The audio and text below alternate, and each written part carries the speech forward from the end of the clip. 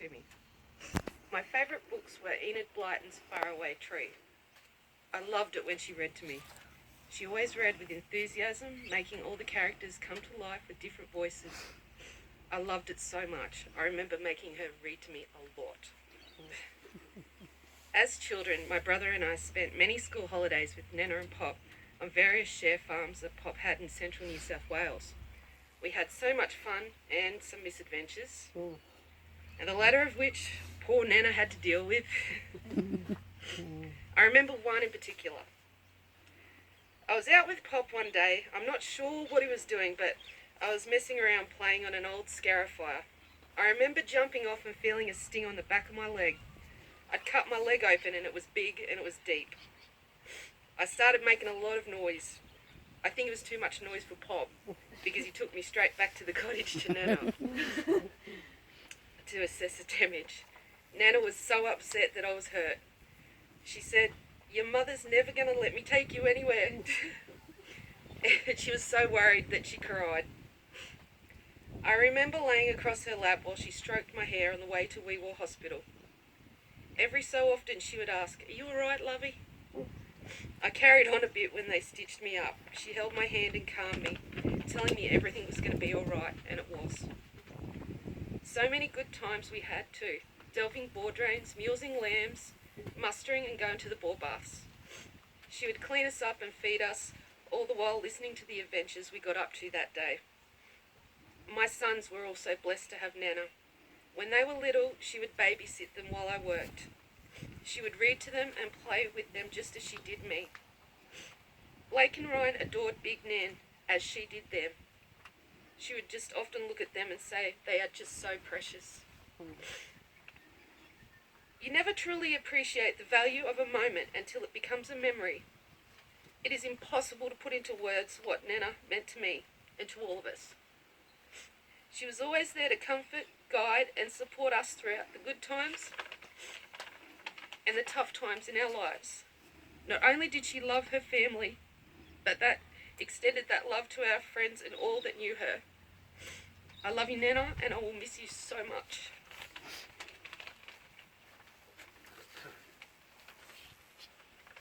I think Sarah summed it up far better than what I could, but I'm just going to go through some of the stuff that I can remember. Let us take time to remember all the good things, and this has been repeated before, but I'll go through it anyway. And we shared with Mum as memories is the one thing which will be with us for life. Some of the things that come to my mind is trips in the old HT Holden to the school bus. That's where we learned to drive. The boar baths, as Sarah mentioned. Mum slices, those, I'm not sure what they were called, but with the condensed milk in the middle and the line on top. The lattice slice. Lattice slice, I love those. All the good cooking at Glenalla, when we had all the chooks and the milking cows. I'm always made sure we were neat and tidy in our drab greyish school uniforms when we were going to Canamble. Those I remember.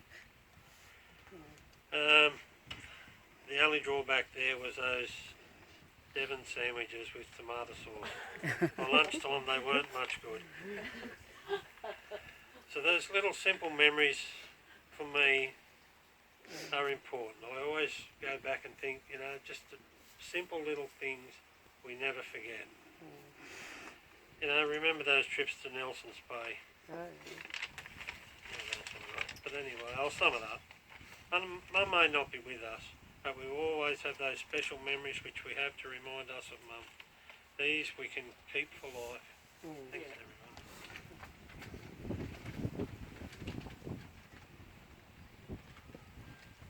Thank you, Sarah and Stephen, for your memories and your message of comfort and hope to all of us here present. Like I said earlier, if there's anyone else who has a memory or a thought or something they'd like to share, please do so now if you'd like to come forward.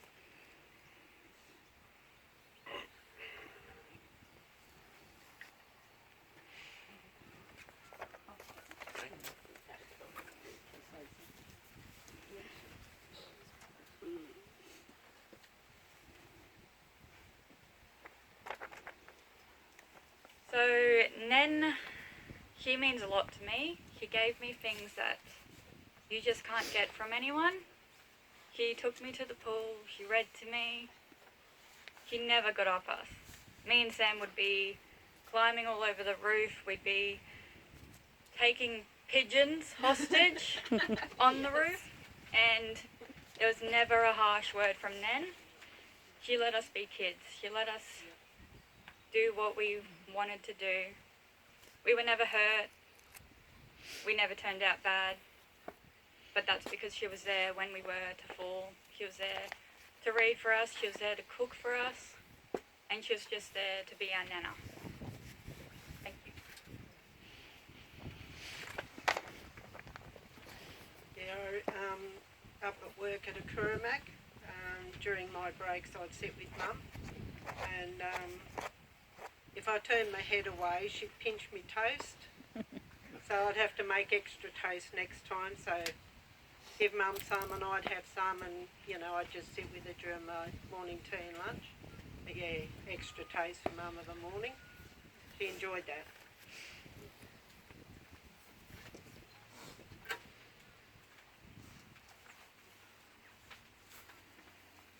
Thank you. Those simple, precious memories is what you will all hang on to. And I know each and every one of you here has your own personal memory and thought, and I encourage you to share them amongst your family.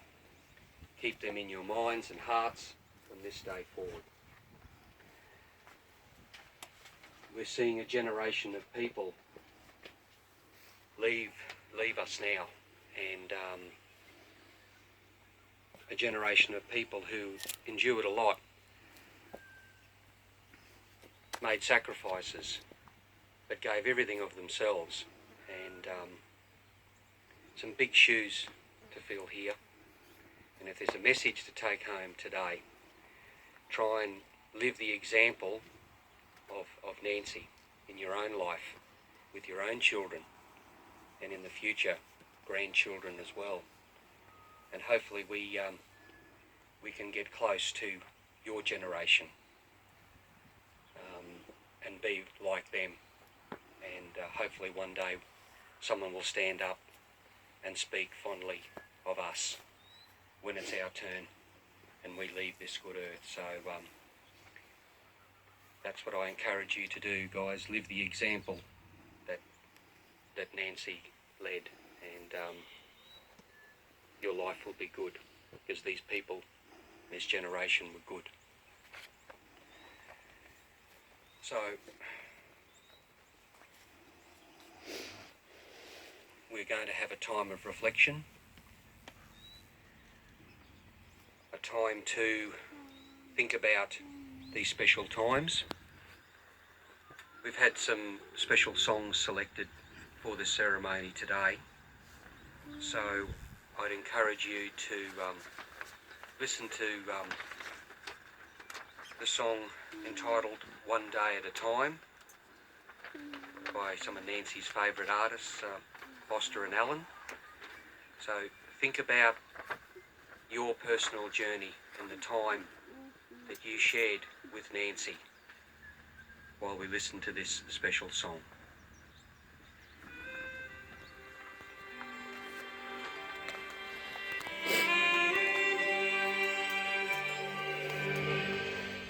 I'm only human. I'm just a man. Help me believe in what I could be and all that I am. Show me the stairway that I have to climb.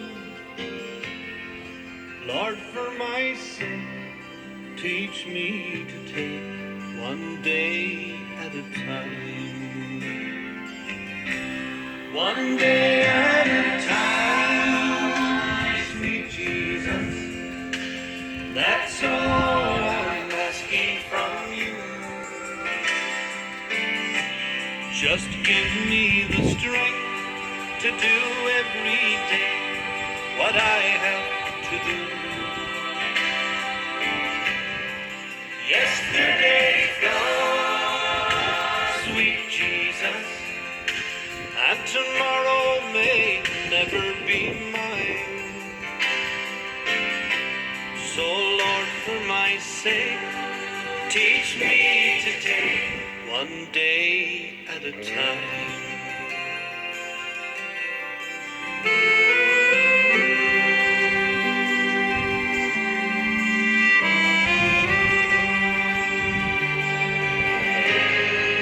Do you remember when you walked the mountain? Well, Jesus, you know, if you're looking below, it's worse now than then. Pushing and shoving and crowding my mind.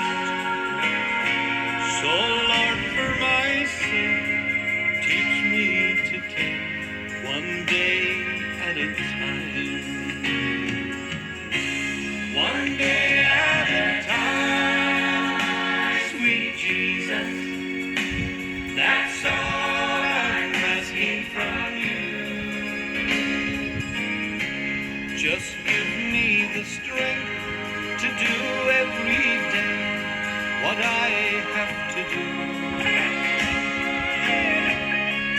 Yesterday's gone, sweet Jesus, and tomorrow may never be mine. So Lord, for my sake, teach me to take one day at a time. Yes, Lord, for my sake, teach me to take one day